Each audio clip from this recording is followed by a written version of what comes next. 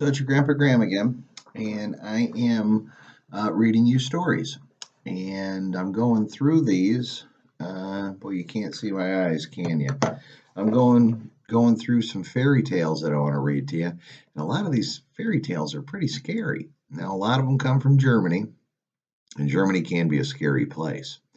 Um, in fact, your great great great grandpa, who wasn't a scary man at all, he came from Germany, and he was in Saginaw, and that's where he was my Grandpa Weber's dad, and he was your Grandma and Grandpa Graham's.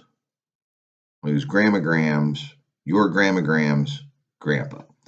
So he came from Germany in 1908, which is a long time ago. And there were a lot of Germans in that area, and they did a lot of fairy tales. And Little Red Riding Hood was one of them, and Cinderella was another one, and Hansel and Gretel. Um, so I want to read some fairy tales to you, but I'm trying to find ones that aren't so scary. So I think I'm going to read Princess and the Pea. So 'cause I don't think that's very scary, and it's not that she peed everywhere. And then I think I might read Snow White to you. So The Princess and the Pea. Uh, this is one of uh, the stories from Germany. It's a fairy tale, and I Hans Christian Andersen wrote it. And if you give me a second here,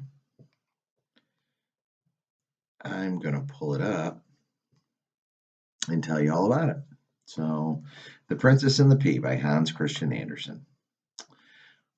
And as most fairy tales starts out once upon a time.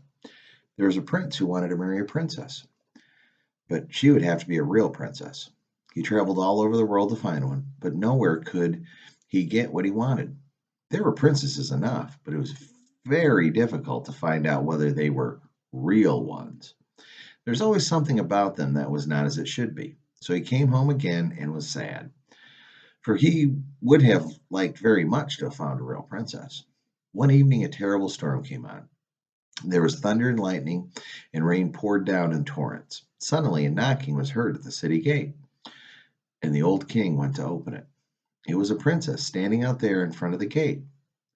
But good gracious, what a sight the rain and the wind had made her look! The water ran down from her hair and clothes. It ran into her toes of her shoes and out again at the heels. And yet, she said that she was a real princess. Well, we'll soon find out about that, he thought. The old queen said, "Well, we'll take a look, and I'm not going to say anything." But went into the bedroom, took all the bedding off the bedstead, and laid a pea on the bottom. Then she took 20 mattresses and laid them on the pea, and then 20 down top mattresses on top of those. On this, the princess had to lie all night. In the morning, she was asked how she slept. "Oh, very badly. I had scarcely closed my eyes all night. Heaven only knows what was in that bed, but I was lying on something so hard. So I am black and blue all over my body. It's horrible." Now they knew that she was a real princess because she had felt the pea right through the 20 mattresses and 20 eyed down beds, mattress pads on top of it. Nobody but a real princess could be as sensitive as that. So the prince took her as his wife for now. He knew that he had a real princess. And the pea was put in a museum where it may still be seen today if no one has stolen it. There, that is a true story. I don't really believe that story. And I don't really think a princess would be beaten up like that. I think a good way to find out who a princess is isn't if she gets black and blue from laying on top of a pea that's under 20 mattresses. I think real princesses are brave, and real princesses love their family, and real princesses always find a way to make things as good as they possibly can for other people.